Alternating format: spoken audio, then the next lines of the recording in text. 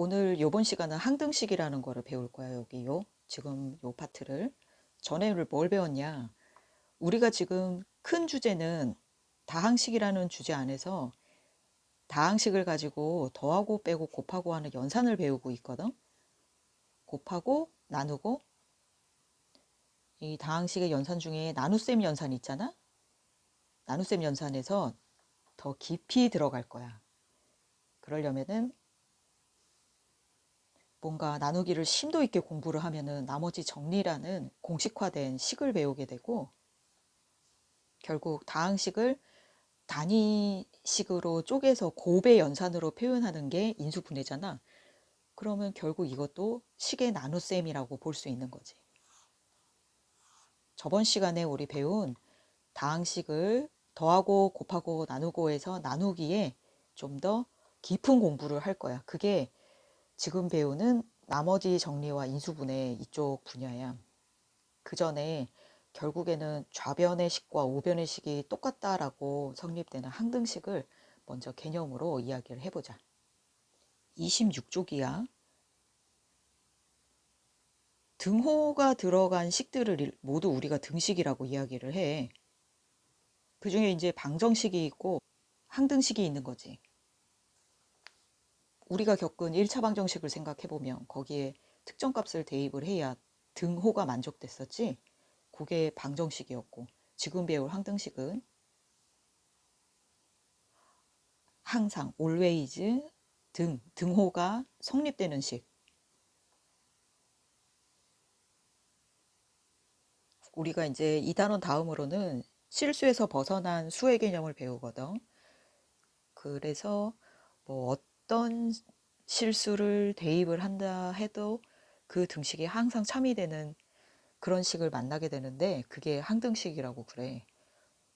어떤 식은 이런 조건을 성립하면 항등식이 되고, 어떤 식은 요런 조건에 충족을 해야 항등식이 된다. 그래서 항등식이 되는 조건을 한번 보자. 근데 우리가 문제를 풀다 보면 항등식이 성립할 이라는 표현에서 조금 표현이 다르게 설명을 하고 있는 경우가 있어. 항등식이 성립할 같은 표현이 여러 개가 있는데, 그러니까 항등식은 그 주어진 문자에 어떤 값을 대입해도 항상 참이 되잖아. 값에 관계가 없잖아. 근데 그 문자가 x로 되어 있으면 x값에 관계없이 성립하는 등식이라는 표현이 나오면, 아, 그럼 이거는 항등식일 거다라고 아셔야 되고, 그게 모든 실수 x에 대하여 항상 참이야. 항상 성립하는 등식이야. 이렇게 되어 있으면 그건 역시, 아, 이게 조건이 항등식이라는 조건이 깔리겠구나. 깔리고 있구나. 그걸 아셔야 돼. 그러니까 표현을 딱 1차원적으로 항등식이라는 표현이 없다. 맞잖아. 지금 여기 쌤이 지금 초록색으로 쓴 여기는 항등식이라는 항자도 나오지도 않는데, 이건 이 표현상 이 뉘앙스가 항등식이라는 뜻이구나. 그럼 이거는 무슨 뜻이야? 항상 x에 대해 는 0이 나와야 돼? 무슨 뜻이야 그러려면? 이건 그러면 맞아. a도 0이고 여기 and를 꼭 붙여주셔야 돼. b도 0이어야 돼. 항상 이거 x에 대한 2차식이네. 동시에 a도 0, b도 0, c도 0. 수학에서 요 쉼표는 얘들아, 요 쉼표는 and라는 뜻이야. 동시에 0이면은 x에 어떤 값을 막 1억을 넣어도 이거는 x에 1억을 넣어도 는 0이 되는 거지. 어떻게 보면 여기 요걸 좌변이라 하고 요걸 우변이라 할게. 좌변 우변이 같아야 된다는 얘기잖아. 그러니까 계속 0이 나와야 된다는 얘기인 것 같으니까, 그러면 지금 요 상황에서 또 보시면 같아야 되잖아. 어떤 x를 넣어도 같아야 돼. 그렇지. 그러면 요렇게 같아야 되는 거지. 2차식이 요 2차식이랑 같아야 되네. 그럼 뭐야? 2차 항의 개수는 2차 항의 개수끼리 같고 1차 항의 개수는 1차 항의 개수끼리 같고, 그래야 좌우가 아주 똑같아지는, 계속 똑같아지는 항등식이 이루어지지. 좌랑 우가 똑같아지는. 이게 너무 당연하겠다 받아들여지지. 그럼 우리는 이렇게 보셔야 돼. 좌변과 우변, 그러니까 항등식이 성립할 조건이라는 상황을 맞닥뜨렸을 때 좌변과 우변이 동일해야 되겠다. 똑같아야겠다. 쌤이 조금 어려운 예시를 넣어놨어. 지금 우리 미래행 교과서 이게 페이지가 갑자기 102쪽에 6번이라는 문제인데 지금 요 설명이 어려운 친구는 그래 나중에 이게 다 이해가 되겠지 하고 일단은 받아들여. 근데 금방 지금 이해가 되는 친구들도 많을 거야. 문제를 쓱 보시면 먼저 문제 파악 한번 해보고 뭐 본인들이 먼저 풀려고도 한번 노력하는 것도 좋을 것 같아. 풀어봤니? m값에 관계없이 항상. 네, 그러면 m에 대한 문자의 항등식이 돼야 돼. 근데 어떤 개념? 중근까지 지금 덧붙여졌어. 중근이다, 서로 다른 두 근이다, 서로 다른 두 허근이다, 이런 관계가 나오면 판별식으로 출발을 해야 돼. 자, 스스로의 풀이가 있지. 전혀 선생님 저는 이렇게 가지 않았습니다 하면은 이 방법이 가장 옳은 방법이다를 좀 알아주셨으면 나중에 이해가 안 되면 또 따로 질문하시고. 중근이려면 판별식이 0이 돼야 한단다. 판별식이 0이 돼야 한단다. 판별식을 쓰고 는 0을 붙이셔야 돼. 그래야 중근이 나와. 요걸 전개를 해보죠. 판별식이 는 0이 나와야 돼. 는 0. 지금 뭐 전개 다 하고 는 0 마지막에 붙이지 말고 계속 이렇게 풀 버전으로 는 0 계속 가야 돼. 판별식의 결론이 2am-2m이 나왔는데 이제 우리가 배운 항등식으로 다시 올라가 봐. 항등식에서 x값에 관계없이 항상 성립하는 등식이다라고 하면 요런 관계가 나왔잖아. 그러면 이게 k로 바뀐다, 아니 m으로 바뀐다라고 생각을 해봐봐. m으로 바뀌었어. m으로 묶어. 요렇게. 상수항은 없어 다행히. 그러면 이런 꼴이란 말이야. 얘가 m에 관한 항등식이어야 돼. 그러니까 뭐다? 앞단이 0 그리고 and 뒷단이 0. 언제 우리가 얘기를 했지? 요때 얘기했잖아. 요거야. 이 x가 m으로 바뀐 것 뿐이야. 보이지 여기? 요 x가 m으로 바뀐 것 뿐이야. 그러면 x의 개수도 0, 상수항도 0이다로 풀어야 된다. 그럼 m의 개수도 0, 상수항도 0이다. 그래서 뭐다? a는 1이다. 지금 이 이그젬플 문제의 정답은 요거야. 항등식의 개념이 언제 쓰였어? 요때 쓰인 거야 지금. 요렇게. 그래서 지금 우리가 26쪽, 27쪽을 통해 항등식을 우리가 지금 공부를 할 거거든. 문제가 나오면 너희들이 문제를 풀고. 근데 이거는 항등식을 1차원적으로 묻고 있잖아. 근데 지금 102쪽의 6번 문제는 1차원적으로 묻진 않아. 그러니까 한번 2차식에서 이게 이제 들어가는 거지. 개념이. 괜찮지? 항등식이 이렇게 눈에 보이지 않게 갑툭튀 튀어나온다. 지금은 항등식을 배웠고 개수 미정계수법을 가보자.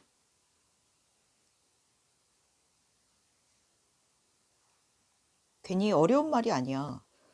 자, 미정이라는 그 실제 인물을 이야기하는 것도 아니야. 미정이 누구냐? 아니, 무엇이냐? 정해지지 않은 개수를 미정계수라고 그래. 정해지지 않은 개수, 미정계수라고 그래. 그 선생님 지금 체크하고 있는 스몰 a와 스몰 b 보여? 요게 정해지지 않은 개수인 거야. 이분들이 미정이야. 여기에 정확한 숫자를 우리는 구할 수 있어. 문제를 보시면 이렇게 되어 있지. x에 대한 항등식이 되도록 항등식. 지금의 주제, 오늘의 주제. 좌우변이 똑같아야 돼. x에 어떤 수를 넣어도 좌변의 식과 우변의 식이 같아야 돼. 선생님이 참 든 얘가 10차 방정식을 나타냈는데 10차 항등식. 네. 좌변이 x에 대한 10차. 그럼 우변도 아마 x에 대한 10차. 셈 문제 너무 어렵습니다. 아니에요. 요 정도는 배워줘야 미정계수란 이런 거구나. 그러면 먼저 여기 예제 2번 좌측에 이게 교과서 27쪽 예제 2번을 먼저 보셔요.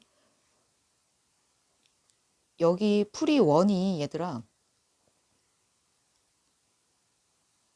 개수비교법이란다. 풀이 2가 수치대입법이란다. 지금 이거 노트 정리를 동시에 하는 친구들은 예제 2번을 노트에 같이 요 선생님이 쓴 요 이그젬플 요 사이에 여기에 예제 2를 넣는 것도 좋을 것 같아. 너무 쉬워. 여기 풀이원을 눈으로 읽으시면서 한번 봐봐. 문제를 보시면 주어진 이 식 역시 x에 대한 항등식이 되도록이라고. 잘 봐. 그러면 좌변도 x에 대한 2차, 우변도 x에 대한 2차야. 이름 그대로 좌변과 우변의 개수를 비교를 하면서 같다로 둔 거야. 그러면 좌변을 내림차순으로 다시 정리를 해야겠지. 내림차순이 뭔지 아시죠? 내림차순으로 정리한 게 지금 이거야. 봐봐. 요 식을 다 전개를 하여 내림차순으로 정리한 거야. 그러면 2차항의 개수, 2차항의 개수 같다니까 A는 1, 1차항의 개수는 1차항의 개수 4로 나와야 되니까 방금 나온 A를 넣어서 B는 6. 상수항은 상수항끼리 같다. 그럼 C까지. 괜찮죠? 그래서 막 고등선행을 한 친구들이 미정계수 결정법을 맞닥뜨렸을 때 제일 편안하게 하는 방법이 계수비교법이더라고. 근데 쌤은 수치대입법을 좀 더 좋아해. 특히 이 예제 2번은 문제가 그냥 수치대입법을 하라는. 왜 수치대입법? 이름이 왜 수치냐면 x에 특정 숫자를 대입을 한번 해보고 싶다라는 생각이 들어야 되는 거야. 지금은 x-1이라는 1차식이 나왔으니 x에다가 1을 한번 대입해볼까? 봐봐. 그럼 좌변은 다 0, 0이 되고 c밖에 안 남아. 우변은 계산을 하잖아. 1을 대입을 하면 2야. 그래서 c가 한 번에 나온다라는 거지. 그 다음에 또 대입해야 할 수치가 무엇이냐? 0하고 2를 넣었는데 이거는 자율적으로 넣어도 돼. 0을 넣으면 오히려 괜찮은 게 그치 계산이 간단해지니까. 그 다음에 2를 넣어도 괜찮은 게 그치 또 계산이 간단해지니까. 그래서 수치 대입이 조금 더 창의적으로 문제를 풀 수 있고 내 노하우에 따라 계산을 좀 더 압축시킬 수 있다. 대신 그렇게 해서 x들의 숫자를 3개를 대입을 해서 힌트가 되는 등식을 3개를 뽑아내야 미정이가 몇 분이 등장했냐면 A, B, C 3분이 등장했거든. 그럼 대입해야 할 수치도 이렇게 3개는 돼야 된다라는. 그래서 연립방정식으로 푸는 거야. 자, 문제 2번을 지금 일시정지하고 한번 빨리 푸셔봐봐. 정답 알려드릴게. 정답 나왔니? 수치 대입 아니면 개수 비교. 편안한 방법으로 푸셔. 다 전개해서 내림차순으로 다 하고 x제곱은 제곱끼리 같고 그게 편안한 방법이지 너희들한텐. 근데 선생님은 두 방법을 다 해봤으면 좋겠어. 개수비교법과 수치대입법 다 해봤으면. 자, 그럼 오른쪽 페이지로 와봐봐. 43쪽에 8번을 또 쌤이 예로 들었다. 굉장히 중요한 문제야. 다 물어보고 있지. 우리 오늘의 주제 항등식. 그 다음에 미정계수 결정. 미정계수 결정은 방법이 2개가 있어. 이렇게 좌우변 다 전개해서 비교하는 개수비교법. 이렇게 x의 숫자를 대입을 해서 수치를 대입해서 미정계수들의 연립방정식으로 푸는 방법. 지금 43쪽에 8번 지금 보이는 이 이그젬플은 개수 비교 불가능하지. 얘 몇 차야? 8차야. fx 8차요? 네, 8차요. 왜? 10차로 동일해야 되니까. 그러면 불가능해. 이걸 어떻게 8차를, 그렇지? 그래서 얘는 수치 대입을 할 거야. x에 여기 등호의 열에 맞출게요. x에 어떤 숫자를 대입해 주고 싶지? 얘가 우리에게 막 유혹을 하지. 이렇게 너무 유혹적이지 않아? 어떤 유혹? 얘 수치를 대입을 해주고 싶구나. 마이너스 1을 대입을 하면 요거는 마이너스 1의 10제곱이니까 플러스 1, 요거는 마이너스 1의 5제곱이니까 반대부. 네, 좌변 대입했고 우변에 마이너스 1 대입하면 대박이야. 여기가 0인 거야. 그쵸? 그래서 여기만 대입하면 되는 거야. 부담 없이. 자, x에 1 대입해보자. 대박인 거야. 또 x에 1 대입하면 여기가 0인 거야. 대박. 힌트가 이렇게 두 개로 연립방정식 하는 거야. b가 어떻게 바로 나왔습니까? 둘이 더해봐봐. 둘이 요 두 식을 싹 더해봐봐. 맞죠? b는 마이너스 5. 이 식을 다시 넣으면 연립방정식 못하진 않잖아. 이렇게 나옵니다. 이게 답이죠. 상당히 중요해요. 예, 이렇게 해서 항등식의 개념을 다 했어. 자, 아까부터 배운 거 쓱 보자. 등식이 뭐다? 이건 중학교 때부터 우리가 이야기한 거. 등식에서는 방정식과 항등식의 종류로 나뉘어지고 오늘의 주제는 항등식. 저 x값에 관계없이 그게 m이라고 하면은 m의 값에 관계없이라고 하면은 요런 거 요거 강조할게. m의 값에 관계없이라고 하면은 m의 개수도 0, m이 아닌 상수항도 0. 좌우변이 똑같아야 되니까 이런 상황이 맞닥뜨리면 개수를 서로 비교를 해서 똑같다라고 이야기해 줄 수 있는데 그러면 문제로서 어떻게 활용이 되느냐? 미정계수를 한번 결정을 해봐라. 자, 우리 교과서에 이 예제 2번 요거 예제 2번을 개념 정리를 잘했으면 좋겠고 그럼 그거를 안다라고 쳤을 때 43쪽의 8번처럼 이런 난이도 있는 문제들도 역시 미정계수와 항등식의 개념으로 쉽게 풀 수 있다 이거야.